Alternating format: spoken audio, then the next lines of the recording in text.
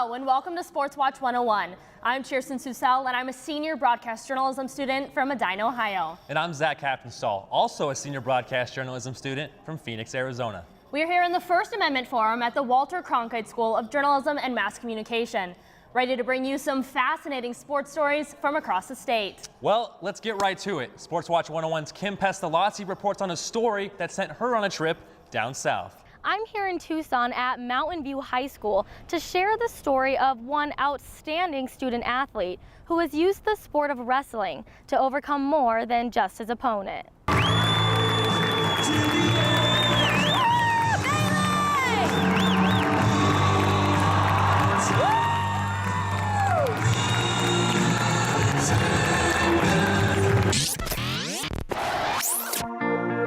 My dad dropped me off that morning, you know, got the honey bun me and my sister always get every morning. The one thing that I remember is like when I was getting out of the car, he was like, "I love you." And I was like, "I love you too." I'm sorry. There wasn't much conversation. She just told us like your dad passed away. It was suicide by cop. He got shot 3 times. You kind of just drop on a dime right there. We never really for a long time got back into a routine because my mom had started doing drugs and there was like guys in and out of the house. Everything kind of started going downhill. They showed up at our house that day and my mom had agreed to let us go with them while she figured stuff out. I went back with my mom in 5th grade and then got taken away again by CPS. He was placed in an environment that wasn't necessary. It was better than where he was before, but there was some stuff that went on. I could follow these footsteps that I've known for my whole life. That's where I intervened, and so it just seemed to work out. He took all the negative experiences and didn't use them as an excuse to become a product of his environment. He really took his own path. Under the arms, Pat. He had got involved in wrestling and he started doing a lot more tournaments, and you could tell that he was really talented with it. Wow, if I get mad or I have some emotions I want to take out, I can take it out cleanly and professionally out here on the mat. He comes in to practice each day, he has that same kind of stone cold look on his face, and he's ready for business. It's an emotional outlet for him. It's a way to express himself and relieve himself of a lot of pain that he's not able to share. He's 40 seconds away from being a state champion right now. And already then, I started getting teary-eyed, and then the match is over and you see his hand raised and you freak out. That's the ultimate. I can't even explain. You know, his grandma sitting there and his sister, and you know, you feel it. You feel the emotions between you guys. Just knowing that they were there and he wasn't being able to, it was real emotional. I told him that, you know, his dad did see the match. We told him the second state championship was going to be tough because he's going to have an X right across his chest.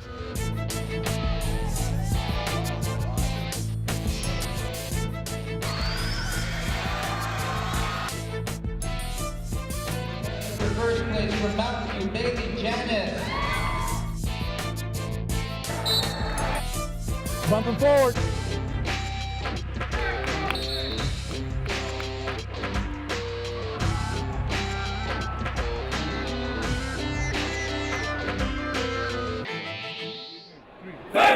No one ever thinks that it's going to be you, you know, but with the work that I have put into it and the help that I've had, I'm not surprised from where I'm at right now.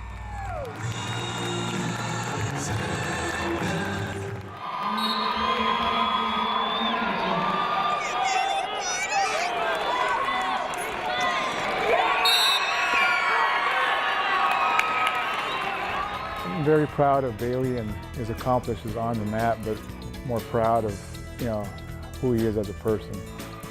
I'm just extremely proud at the end of the day that that's my little brother. I'm extremely proud. I can't even, I don't have words to say how proud I am of him. And your repeat champion at 100 from Marina, Mountain View, Bailey.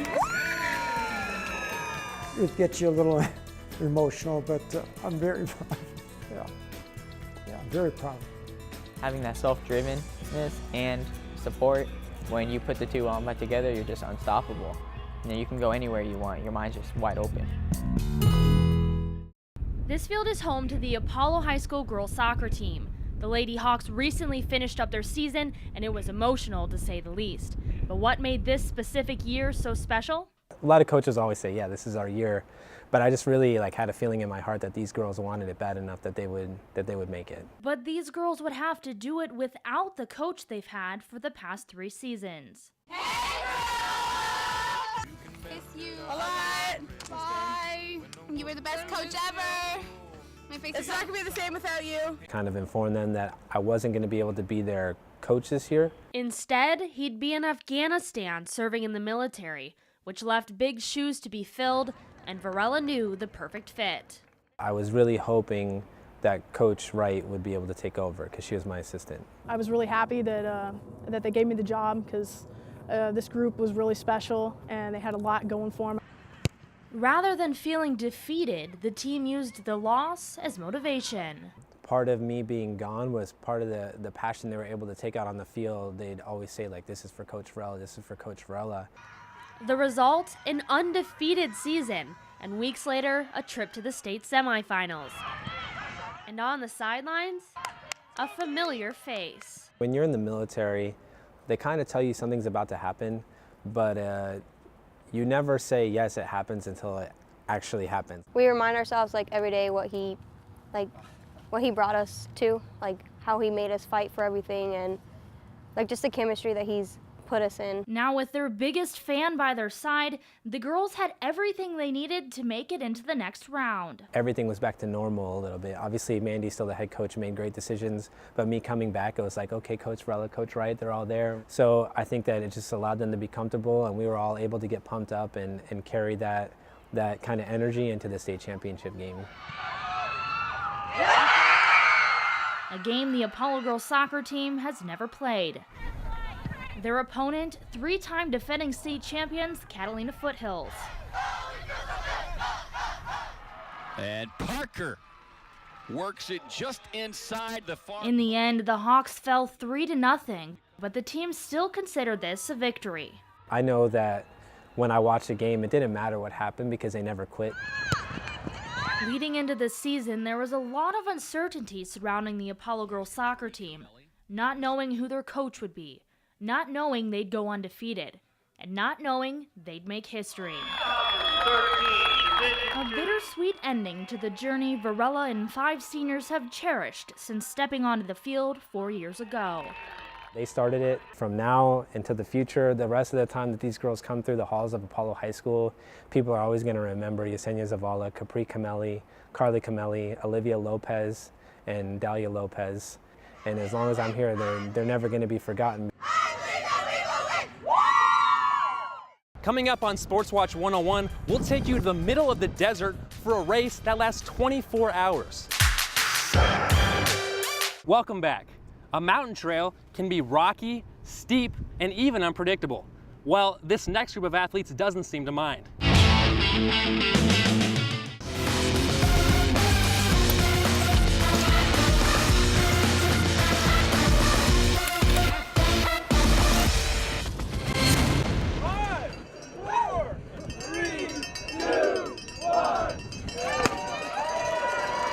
Run to their bikes, so it's a human stampede of people running to bicycles. A little bit of madness, a lot of excitement. The sport is mountain biking, and this desert race lasts 24 hours. Racers can compete in team categories or even take the lonesome journey of a solo rider. With one rule, the most laps win. The 24-hour course is your quintessential Sonoran Desert cross-country course. The descending is very fast. You can go 30, 35 miles an hour down it, and then immediately transition and start going up the next one. Riders might love the speed, but for one section of the course, affectionately known as the bitches, racers must endure a series of grueling climbs. And if the agony of the steep incline wasn't enough of a struggle, they must then overcome the dangerous landscape of the downhill section. So you gather a lot of speed on the downhill, but the problem is that they have water bars that are basically like jumps. It's these jumps that create serious problems for riders. It can very quickly, involuntarily launch a mountain biker into the air, and if they're not paying attention, then they're going to end up flailing. Flailing, crashing, and even breaking bones. The bitches have accounted for, claimed a lot of collarbones annually every year. Already this year we've already got tacoed wheels, collarbones, flat tires. Riders enter the transition tent after they complete their lap, where teammates await their arrival. They then check in with race officials who record their time and watch the baton exchange. The next rider hustles to his bike and heads back out to the desert in hopes of gaining precious seconds on the competition. As the sun sets on the desert after a brutal day of racing, riders know the biggest challenge still lies ahead.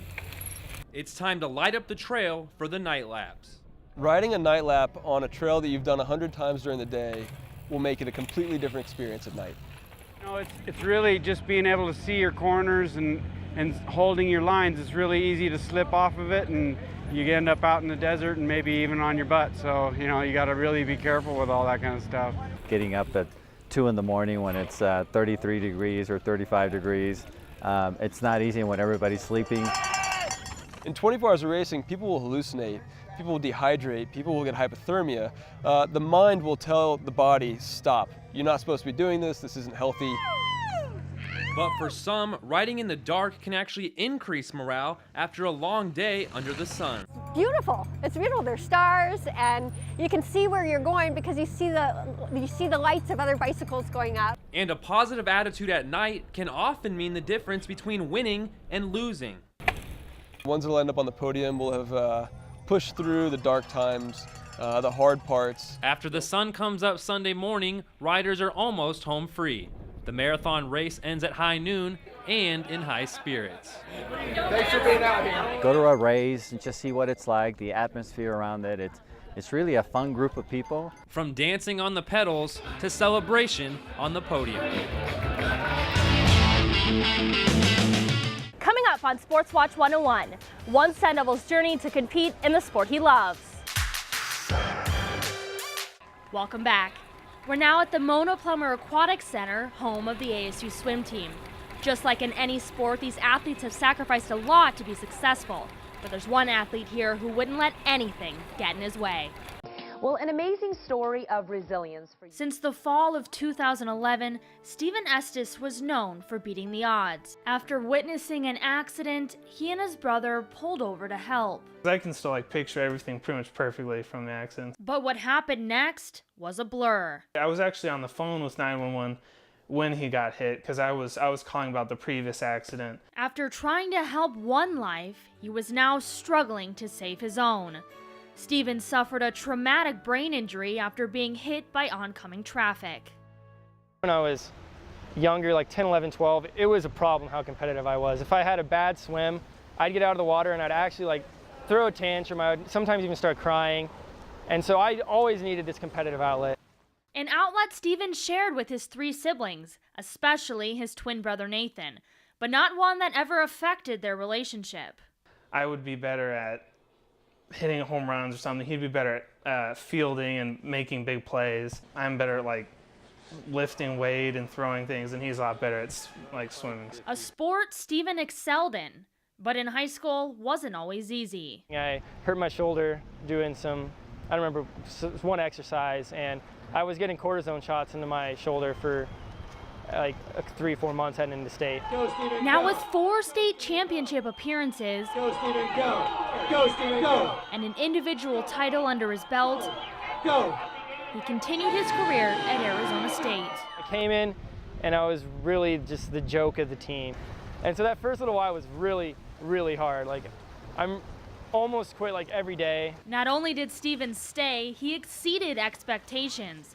By his sophomore year, he had the fastest breaststroke on the team, setting him up for an even more successful junior year. However, that one afternoon in October should have put those plans on hold and kept him out of the water for months, almost for good. Initially, you get all motivated and the competitive side comes out and you're like, no one's going to tell me no.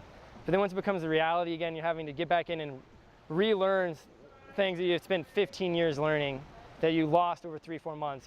That was really tough. But a childhood dream kept him going. My goals and a lot of the goals of the swimmers that I knew was never really to make the Olympic team. It was to go to Olympic trials. It was just great to be there and see all the greatest ever, like Michael Phelps and Ryan Lochte and all those guys. But now, Steven is moving on outside of the water, which means he has more time for the little things. Video games with his brother, and taking care of his new friend, Private Pug. Hi, everyone. These might look like tennis courts, but they've actually been customized for one of the fastest growing sports in the entire country. Let's check it out. A very social game because it's played in such close quarters. It's a very quick game. It's just really taken off. The national tournament is out here in Arizona, so this is the place to be. The game is pickleball, a life-sized version of ping pong combining tennis and badminton on a custom court with modified paddles and nets. Steve Wong quit his IT job in Washington and shipped his family to the desert, not for the weather or the scenery, but to make pickleball his new career. We created a business called Onyx Sports, and this business has really flourished, and it's taken me to Surprise, where we play pickleball almost every day. One thing fueling the growth of the sport here in the Valley is the number of seniors eager to pick up a paddle. And there's no doubt the sport is growing across the country. Over the last year, we've averaged 30 new places to play throughout the country, and that's every month. Older generations flock to the sport because of the low impact on knees and hips. And while this attention is great for pickleball, defending national champ Steve Wong hopes to spread the game to people of all ages. But I want to see it really grow with the youth, so I've donated tons of paddles all across the country. I want people to focus on growing it in middle schools, elementary schools, high schools, and colleges. A game everyone can play, pickleball has a flavor of its own. Coming up on Sports Watch 101, he's played football at the highest college level and in the NFL. So what brings us here? Welcome back to Sports Watch 101. What do a former NFL running back and Arizona Christian University have in common? Kim Pestalozzi gives us the answer. Nic Grigsby up the middle, touchdown Arizona. Followed basically in my brother's footsteps. My two older brothers, they play football. So the Wildcats do finish.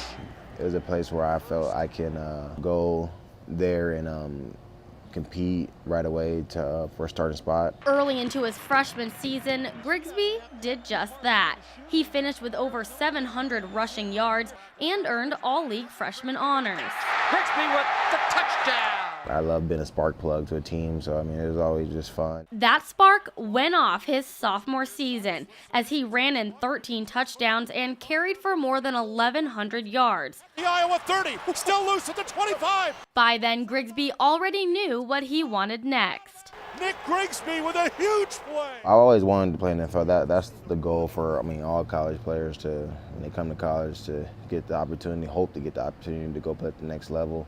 But his final 2 seasons were plagued by injuries, which led to him going undrafted. An NFL lockout and no football next season. We didn't know if we were going to have a season that year, so I was like, oh, how come all this happening on our year that we come out? Well, good things come to those who wait. We're happy that we've got an agreement. And for Grigsby, it was in July 2011 when the Miami Dolphins signed him as a free agent to a 3-year deal. You finally come up and you got guys, like Reggie Bush, you got guys, Jason Taylor, guys who you grew up watching. It's pretty unbelievable. However, his time there didn't go as hoped.